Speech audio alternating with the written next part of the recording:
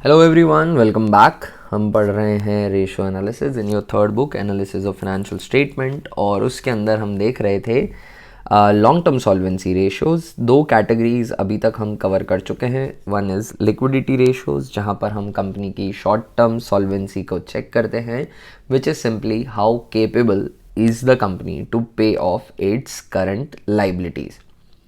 दूसरी कैटेगरी जो है that is long term solvency ratio. Long term solvency में हम चेक करते हैं कि how capable is the company to pay off its non current liabilities या लॉन्ग टर्म लाइबिलिटीज़। इस कैटेगरी के अंदर हमने कुछ रेशियोज कैलकुलेट किए थे। फर्स्ट डेट इक्विटी रेशियो देखा था, second total asset to debt ratio देखा था, और थर्ड रेशियो जो कैलकुलेट किया था that was proprietary ratio. First ratio में हमने ओनर्स फंड और बोरोड फंड को कंपेयर किया था, बेसिकली डेट और इक्विटी को कंपेयर किया था, कैपिटल स्ट्रक्चर के दो मेजर एलिमेंट्स को कंपेयर किया था। और फिर total asset to debt ratio में हमने देखा था कि टोटल एसेट्स कितने बैक करते हैं हमारे डेट को।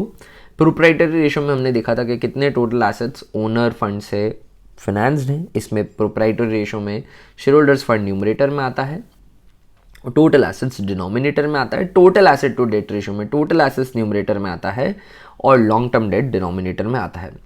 दोस्तों, अभी तक जितने भी रेशियो हमने कैलकुलेट किए थे वो सभी ब्लैंक इज टू वन में डिनोट किए जाते हैं। Maybe current ratio, quick ratio, debt equity, total asset to debt, proprietary ratio, कोई भी रेशियो अभी तक हमने सीखा है तो उसका जो रिजल्ट है, जो उसका आंसर है, वो डिनोट किया जाता है ब्लैंक इज टू वन। यानी उस रेशियो का आप तब तक सॉल्व करते हैं जब तक डिनोमिनेटर वन नहीं हो जाता। आज जो हम रेशियो सीखने वाले हैं, या आज के बाद जो पूरी कैटेगरी आएगी नेक्स्ट, दैट इज एक्टिविटी या टर्नओवर रेशियो, उसमें सभी रेशियोज के आंसर हमें टाइम्स में लिखने हैं। यानी हमें लिखना है, so if you are solving और वो आंसर आता है 4/1, तो आप उसको 4 टाइम्स लिखेंगे, 4:1 नहीं लिखेंगे। There are marks for it, so please make a note of this. ये रेशियोज जो हैं ये डिनोट होंगे टाइम्स में। Now we are checking long term solvency of the company and we are calculating interest coverage ratio. Interest coverage ratio is slightly different from all the previous ratio. Previous ratio में क्या था, हम capital के elements को check कर रहे थे या कैपिटल को कंपेयर कर रहे थे एसेट्स से, कि कितने एसेट्स हैं उन्हें पे ऑफ करने के लिए। दोनों एलिमेंट को डेट पे करने के लिए प्रोप्राइटर्स फंड से कितने एसेट्स बैग्ड हैं, और फिर एक रेशियो में हमने डेट और इक्विटी को आपस में कंपेयर कर लिया था, that is debt equity ratio. आज हम एक रेशियो देख रहे हैं that is interest coverage ratio. If you borrow debt then the company is suppose to pay interest on that borrowed fund, और वो इंटरेस्ट फिक्स्ड अमाउंट से देना है, प्रॉफिट हो या ना हो, कम हो ज्यादा हो, देना ही देना है। तो हम देख रहे हैं कि कंपनी के पास कितना प्रॉफिट अवेलेबल है वो इंटरेस्ट पे करने के लिए, कितना प्रॉफिट कवर हो जाता है, कितना ज़्यादा प्रॉफिट है in comparison to interest. Company ज़्यादा प्रॉफिट भी अर्न कर सकती है। डेट होल्डर्स जो हैं, जिन्होंने डेट दिया है, उनको सिर्फ इंटरेस्ट ही मिलेगा regardless of how much the company earn. Flip side भी है, अगर कम प्रॉफिट्स होते हैं तो भी फिक्स्ड अमाउंट ऑफ इंटरेस्ट देना है, पर बहुत ज़्यादा प्रॉफिट्स होंगे तो भी फिक्स्ड अमाउंट ऑफ इंटरेस्ट ही देना है। उन्हीं का पैसा यूज़ करके मैं प्रॉफिट्स अर्न कर रहा हूं, बट उस प्रॉफिट्स पे उनको सिर्फ फिक्स्ड इंटरेस्ट का रिटर्न मिलेगा, सरप्लस प्रॉफिट में उनका कोई हिस्सा नहीं होता है। That privilege is with the equity share holders, the true owners, the actual risk bearer of the company. Interest coverage ratio में हम देखेंगे कि profits in compare to interest, in comparison to interest कितने हैं, पर यहां पे हम वो प्रॉफिट्स को कंपेयर करेंगे इंटरेस्ट से जो प्रॉफिट्स इंटरेस्ट पे करने के लिए अवेलेबल है। कहने का मतलब है कि मैं प्रॉफिट्स कई तरह से डिफाइन हो सकते हैं दोस्तों। एक तो नेट प्रॉफिट होता है जो पीएनएल अकाउंट में आता है, एक प्रॉफिट बिफोर टैक्स हो सकता है, एक प्रॉफिट आफ्टर टैक्स हो सकता है। So there are various ways in which profits can be defined, right. तो यहां पर जो हम प्रॉफिट्स लेंगे वो लेंगे प्रॉफिट्स जिन प्रॉफिट्स में से इंटरेस्ट पे किया जाएगा, वो प्रॉफिट लेंगे जिनमें से इंटरेस्ट पे किया जाएगा, and that is profit before interest and tax. ठीक है दोस्तों, कंपनी जो प्रॉफिट अर्न करती है उस प्रॉफिट में सबसे पहले इंटरेस्ट सब्ट्रैक्ट किया जाएगा, उसके बाद गवर्नमेंट को टैक्स भी दिया जाएगा। Not even tax is paid, क्योंकि इंटरेस्ट जो होता है वो एक टैक्स डिडक्टेबल एक्सपेंस होता है। प्रॉफिट में से इंटरेस्ट सब्ट्रैक्ट किया जाता है, फिर जो प्रॉफिट आता है, प्रॉफिट में से इंटरेस्ट सब्ट्रैक्ट किया जाता है, फिर जो प्रॉफिट आता है उस पर गवर्नमेंट टैक्स लेती है। Government can not charge tax on interest, क्योंकि इंटरेस्ट एक्सपेंस है, मैं आउटसाइडर्स को दे रहा हूं, मेरी खुद की अर्निंग नहीं है ना। पीएनएल अकाउंट के डेबिट में भी हम इंटरेस्ट लिखते हैं। तो profit before interest and tax को मैं कंपेयर करूंगा इंटरेस्ट से। Why profit before interest and tax? क्योंकि ये वो प्रॉफिट है जिसमें से इंटरेस्ट पे किया जाता है ना। तो earning before interest and tax upon interest, जितना ज्यादा ईबीआईटी है उतनी अच्छी बात है, इंटरेस्ट कंपनी कन्वीनियंटली पे कर पाएगी। और अगर कंपनी और उधार भी ले इंटरेस्ट बढ़ भी जाए तो भी अगर ईबीआईटी ज्यादा है तो it is a good sign कि इंटरेस्ट होल्डर्स जो है, इंटरेस्ट जिनको मिलेगा, जो डेट प्रोवाइडर्स हैं, उनके लिए ये एक पॉजिटिव साइन होगा। So formula is EBIT upon interest. ध्यान क्या रखना है कि आंसर जो निकलेगा वो टाइम्स में निकलेगा, interest coverage ratio, and EBIT is earning before interest and tax. एक इनकम स्टेटमेंट, ये आपने बिजनेस स्टडीज के अंदर जो सेकंड बुक है उसमें भी देखा होगा, ये income statement earning per share calculate करी होगी वहाँ पर। और एंटरप्रेन्योरशिप अगर आपके है तो वहाँ पर भी आपने इनकम स्टेटमेंट देखा होगा, नहीं तो अभी हम अकाउंटेंसी में पढ़ ही रहे हैं। दोस्तों ईबीआईटी जो है earning before interest and tax, उसमें से इंटरेस्ट सब्ट्रैक्ट होता है तो मिलता है अर्निंग बिफोर टैक्स। इस अर्निंग बिफोर टैक्स में जो भी अमाउंट है उस पर एक परसेंटेज लगाया जाएगा तो टैक्स आएगा, वो टैक्स सब्ट्रैक्ट करेंगे तो आएगा earning after tax. Interest debt जो बोरोड है उस पे रेट लगा के निकलता है, ना कि प्रॉफिट पे रेट दी जाती है ना। 10 लाख का लोन है तो 10 लाख पे 10% दे दिया जाएगा। अब अगर मेरा प्रॉफिट 50 लाख का हो या 1 लाख का हो, उसका 10% नहीं दिया जाता ऑब्वियसली। तो ईबीआईटी में से इंटरेस्ट सब्ट्रैक्ट हो जाएगा, अर्निंग बिफोर टैक्स आएगा, जो भी अमाउंट है अर्निंग बिफोर टैक्स का उस पे टैक्स की रेट लगाई जाएगी तो टैक्स का अमाउंट निकलेगा। टैक्स सब्ट्रैक्ट करने के बाद आ जाएगा अर्निंग आफ्टर टैक्स। अकाउंटेंसी में तो हमें इतनी ही जरूरत पड़ेगी क्वेश्चन सॉल्व करने के लिए, बट इसके बाद इस प्रॉफिट्स में से अगर कुछ प्रेफरेंस शेयर होल्डर्स हैं, प्रेफरेंस शेयर कैपिटल है, तो उस पर प्रेफरेंस डिविडेंड दिया जाता है फिक्स्ड रेट से। और फिर बचता है EAESH, that is earning available to equity share holders. जब आप अपने खुद के नोट्स बना रहे हैं, ये सारे एब्रीविएशन के फुल फॉर्म भी आप लिख लीजिएगा, फ्यूचर में याद नहीं रहेंगे, कंफ्यूज हो जाओगे कि ये क्या है। And these are used by me, ये कॉमनली यूज्ड एब्रीविएशन नहीं है। EBIT और EBT और EAT तो यूज किया जाता है, EAESH आपको नहीं मिलेगा। So it is earning available to equity share holder. ये पैसा अब इक्विटी शेयर होल्डर के लिए अवेलेबल है, वो आपस में इसको डिस्ट्रीब्यूट कर सकते हैं, रिटेन कर सकते हैं, दैट इज देयर चॉइस। कभी कभी हमें अर्निंग आफ्टर टैक्स दे रखा होगा दोस्तों, और हमें रिवर्स में जाके EBIT निकालना पड़ेगा, इसीलिए ये मैंने आपको स्टेटमेंट बताई। So interest coverage ratio, debt पे लगने वाले इंटरेस्ट को पे करने के लिए कितना प्रॉफिट अवेलेबल है, बस इतना सा हमें कैलकुलेट करना है। चलिए दोस्तों, इस पे बेस्ड कुछ क्वेश्चन सॉल्व कर लेते हैं हम। इंटरेस्ट कवरेज रेशियो, पहला क्वेश्चन जो आपको दिख रहा है, from the following details obtained from the financial statement of KX limited for the year ended 31 March 17 calculate interest coverage ratio. Net profit after tax दे रखा है, तो मुझे प्रॉफिट आफ्टर टैक्स दे रखा है, कैलकुलेट क्या करना है, इंटरेस्ट कवरेज रेशियो।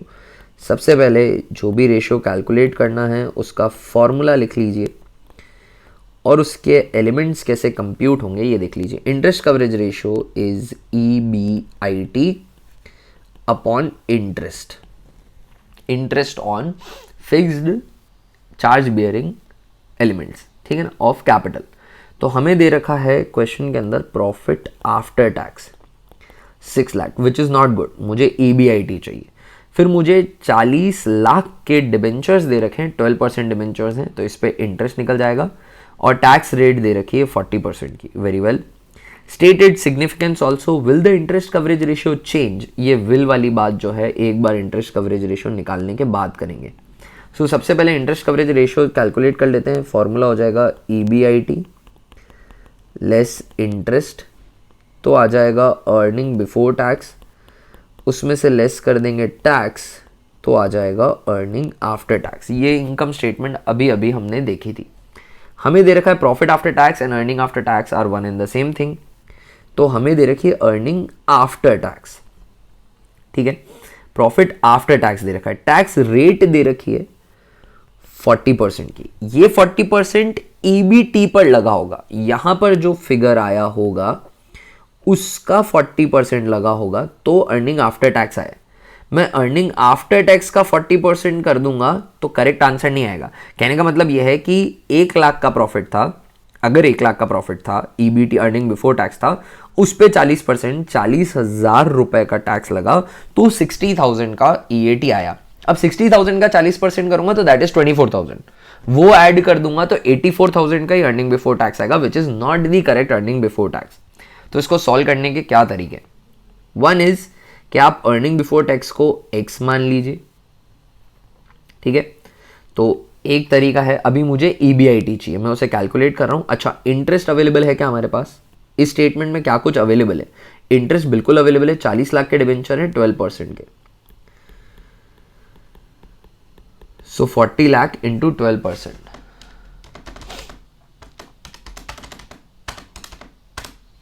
तो इंटरेस्ट हो जाएगा 4,80,000 रुपए का, ठीक है। तो ईबीआईटी आ जाएगा ऊपर, ईबीआईटी आ जाएगा एज अ बैलेंसिंग फिगर, ठीक है। पर वो जब हमें ईबीटी पता चले तब निकलेगा। One way of solving this is let EBT be x. मुझे ईबीआईटी चाहिए और मुझे ईएटी पता है, मुझे टैक्स की रेट पता है, तो मैं ईबीटी को एक्स मान रहा हूं। तो then my dear friends, tax would be equal to x का 40%, एक्स का 40%, दैट इज 2/5, राइट। 0 से 0 कैंसिल कर दिया, 2 2 ज़ा 4, 2 5 ज़ा 10, 2/5x। Now x minus 2/5x is equal to, that is earning before tax minus tax is earning after tax, and earning after tax we know that is 6 lakh, right। अब इसको solve कर लेते हैं। 5x minus 2x, 5 का LCM ले लिया मैंने, so 5x minus 2x upon 5 is equal to 6 lakh। 5x minus 2x is 3x, 3x is equal to 30 lakh, so x would be equal to 10 lakh, x would be equal to 10 lakh। 10 lakh का क्या हो जाएगा? x हो जाएगा, and x is earning before tax, तो ये हो गया 10 लाख रुपीस का। This was one way of solving this, or you can do is alternatively आप EBT को earning before tax को 100 assume कर सकते हैं, ठीक है। So let earning before tax be 100। अगर EBT 100 होता तो टैक्स लग रहा है दोस्तों 40%, तो किसका 40%? ऑफ कोर्स 100 का 40%, तो 40 रुपीज का टैक्स लग जाता, तो अर्निंग आफ्टर टैक्स आ जाता 60 का, अर्निंग आफ्टर टैक्स आ जाता 60 का। Do we know the actual earning after tax? Yes we do, वो है 6 लाख रुपीज का, क्वेश्चन में ही दे रखा है। So earning before tax that is 100 would be equal to 6 lakh divided by 60 into 100, 6 lakh divided by 60 into 100, and if you solve this you will get that this is 10 lakh। so super convenient, 100 रुपये वाली approach काफ़ी convenient है, ये भी आप follow कर सकते हैं। तो ईबीटी निकल गया 10 लाख रुपीज़ का। दोस्तों मुझे अर्निंग आफ्टर टैक्स दे रखा था, टैक्स की रेट दे रखी थी, इंटरेस्ट के लिए लोन का अमाउंट दे रखा था, तो लोन के अमाउंट पे मैंने रेट लगा दी, तो मुझे इंटरेस्ट पता चल गया। अब मुझे सिर्फ इतना करना है कि ईबीटी में से मैं इंटरेस्ट ऐड कर दूंगा, तो मुझे पता पड़ जाएगा कि 14,80,000 का ईबीआईटी था। इंटरेस्ट कवरेज रेशियो कैलकुलेट करना है, 14,80,000 का ईबीआईटी हो गया, इंटरेस्ट 40 लाख का 12%, दैट इज 4,80,000। याद रखनी है ये बात कि यहाँ पर आंसर जो है वो टाइम्स में निकलता है, 14,80,000 डिवाइडेड बाय 4,80,000, तो आंसर आ जाएगा 3.083 times, that is my interest coverage ratio. इंटरेस्ट का 3 टाइम्स प्रॉफिट अभी कंपनी अर्न कर लेती है। It is a decent sign of short term long term solvency. Interest coverage ratio, क्योंकि मुझे सीधे से ईबीआईटी नहीं दे रखा था, तो मुझे इनकम स्टेटमेंट में रिवर्स जाके इसे कैलकुलेट करना पड़ा। 2 अल्टरनेटिव अप्रोच हैं उस ईबीटी को कैलकुलेट करने की। अब मैं आगे पढ़ रहा हूँ क्वेश्चन को विल के बाद।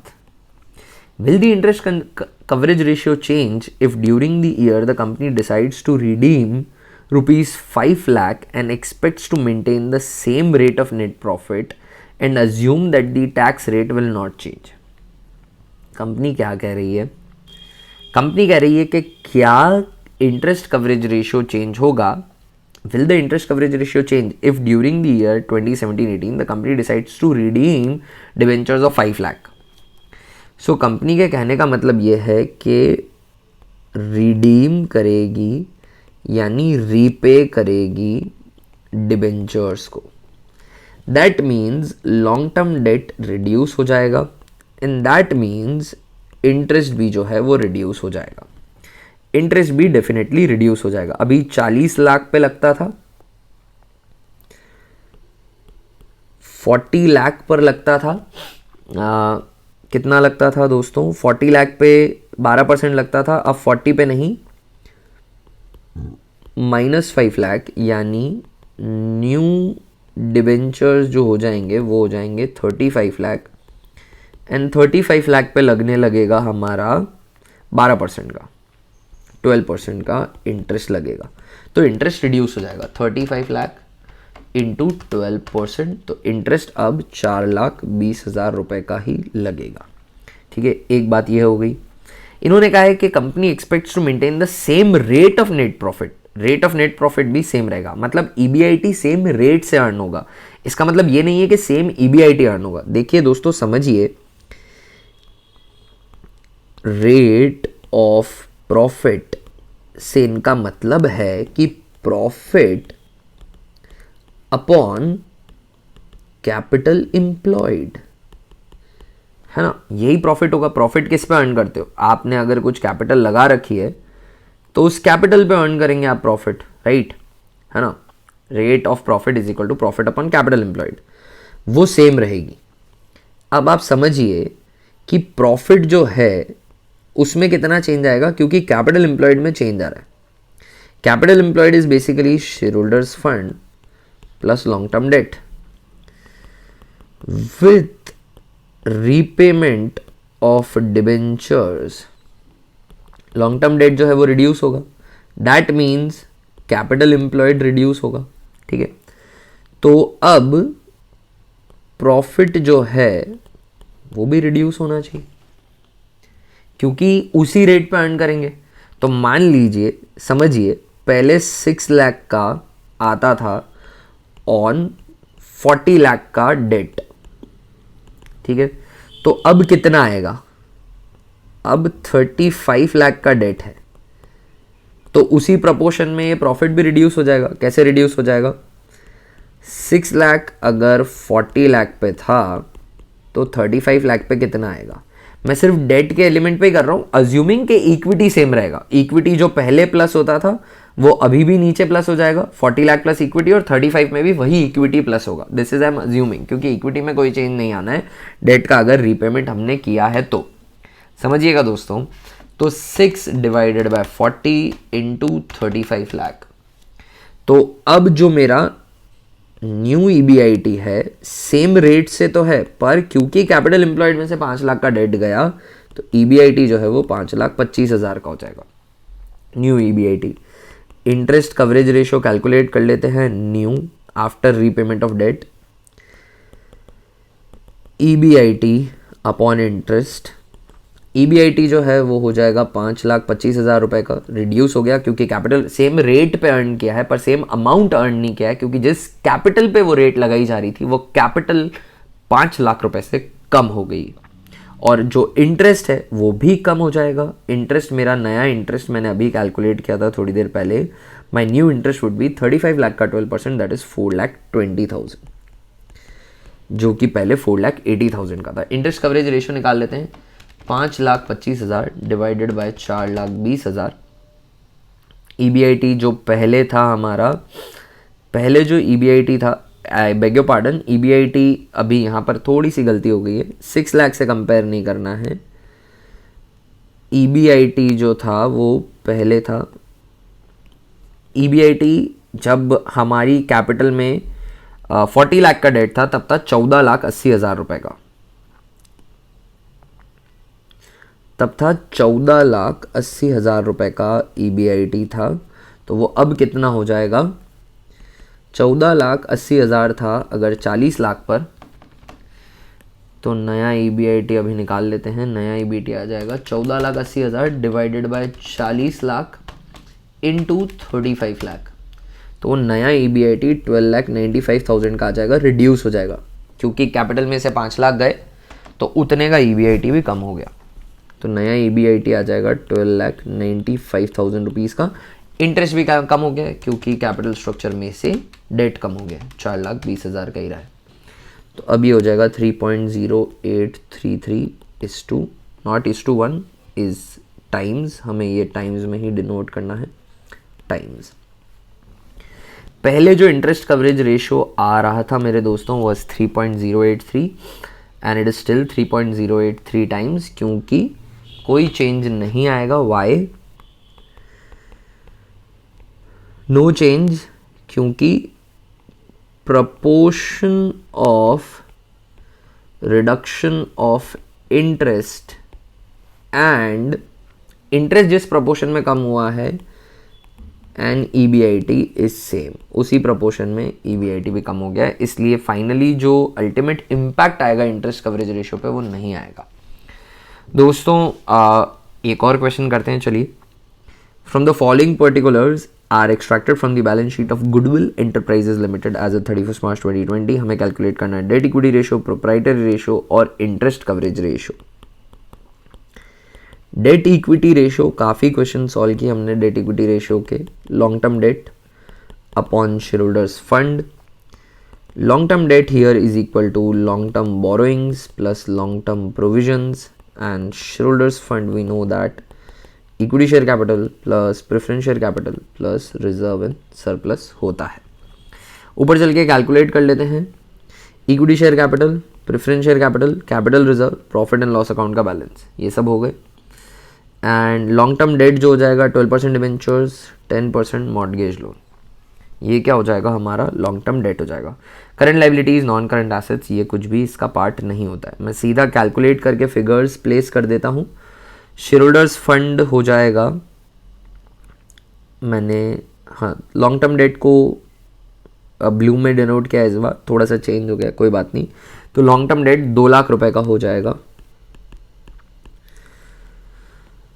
एंड शेयर होल्डर्स फंड जो है वो 3 lakh plus 1,20,000 plus capital reserve, doesn't matter which kind of reserve it is, वो इंक्लूड होता है। तो 4,20,000 प्लस 60,000 का कैपिटल रिजर्व हो जाएगा, प्लस 1,20,000 का पॉजिटिव P&L अकाउंट का बैलेंस है, ये सब टोटल कर देंगे तो 6 लाख का शेयर होल्डर्स फंड है। और लॉन्ग टर्म डेट जो है वो 2 लाख का है। 2 divided by 6, 1/3 and that is 0.33:1। 1 रुपये का खुद का पैसा है तो सिर्फ 33, 1 रुपये के बदले, 1 रुपये खुद के पैसे के बदले 33 पैसे की ही डेट है, which is a good sign. Second है proprietary ratio. Proprietary ratio as we know is proprietors fund या फिर shareholders fund upon total assets. Proprietors fund अभी निकाला है, shareholders fund ऊपर 6 लाख का है। total assets निकालने के लिए हमें क्या कह रखा है? हमें दे रखे हैं नॉन करंट एसेट्स और current assets. Non current assets और करंट एसेट्स की अगर मैं टोटल करूंगा तो मुझे मिल जाएंगे टोटल एसेट्स। तो टोटल एसेट्स 10,80,000 के दिख रहा है, मैं सीधा लिख देता हूँ 10,80,000। सो 6 लाख डिवाइडेड बाय 10,80,000, तो यहाँ पर जो प्रोप्राइटरी रेशो है वो आ रहा है 0.55:1। 55% एसेट्स खुद के पैसे से फिनेंस्ड हैं। थर्ड जो इन्होंने हमें कैलकुलेट करने को कहा है that is ICR, interest coverage ratio. इसका फॉर्मूला होता है, अभी सीखा, EBIT upon interest.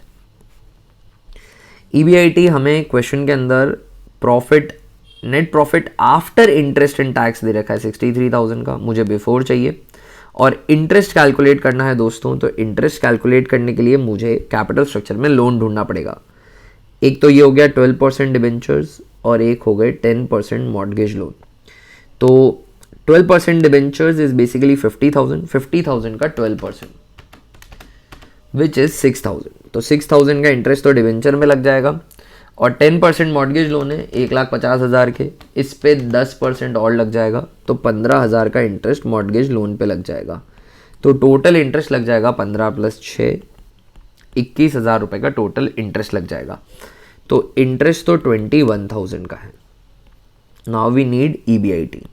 We know that EBIT minus interest is EBT, and EBT minus tax, earning before tax minus tax is earning after tax। हमें दे रखा है profit after interest and tax, interest भी minus है और tax भी minus है, which is 63,000, right. Tax की रेट दे रखी है हमें 50% टैक्स रेट है, तो वही चीज़ करेंगे यहाँ पर भी इसको सॉल्व करने के लिए। I will assume let EBT be 100। अगर EBT 100 होगा तो tax would be 50, then earning after tax would be 50, and earning after tax कितना है 63,000 का है। अर्निंग बिफोर टैक्स कितना हो जाएगा 63,000 डिवाइडेड बाय 50। मेरा EAT 50 है और एक्चुअल EAT जो है वो 63,000 का है, तो 63,000 divided by 50 into 100। So 63,000 divided by 50, 63,000 divided by 50, तो जो अर्निंग बिफोर टैक्स है वो आ जाएगा 1,26,000 का। अर्निंग बिफोर टैक्स 126 का आ जाएगा। इसको यहाँ लिख देता हूँ। और इंटरेस्ट हमने कैलकुलेट किया है 21,000 का है ही, तो EBIT आ जाएगा। EAT में इंटरेस्ट प्लस करना है 21,000 का, तो EBIT आ जाएगा 1,47,000 का। इसको अब फॉर्मूले में प्लेस कर देते हैं। 1,47,000 डिवाइडेड बाय 21,000, तो 7 टाइम्स जो है आ रहा है हमारा interest coverage ratio, which is a very good sign, which is a very good sign, क्योंकि कंपनी के पास बहुत पैसा है इंटरेस्ट पे करने के लिए, कोई भी तकलीफ नहीं है। सो दोस्तों, interest coverage ratio I hope आपको समझ में आया होगा। अच्छे से प्रैक्टिस करिएगा इसकी, और ये दोनों क्वेश्चन को ढंग से कंसेप्चुअली भी समझ लीजिएगा। By next class we would start the third category, that is activity या टर्नओवर रेशियो, जहाँ पर हम देखेंगे कि हमारे रिसोर्सेज को यूज़ करके हम कितने अच्छे से सेल्स जनरेट कर पाते हैं। उसमें काफ़ी सारे रेशियोज़ हैं, और उसके बाद हम प्रॉफिटेबिलिटी रेशियो पे आएंगे। तो अगली क्लास से पहले ये दोनों कैटेगरीज पे जितनी भी प्रैक्टिस करनी है वो सब कंप्लीट हो जानी चाहिए, नहीं तो ये कंफ्यूजन क्रिएट होने लग जाएगा कौन सा रेशियो किधर है और कैसे कैलकुलेट होता है। I will see you in the next class guys, till then bye, keep learning, have some fun.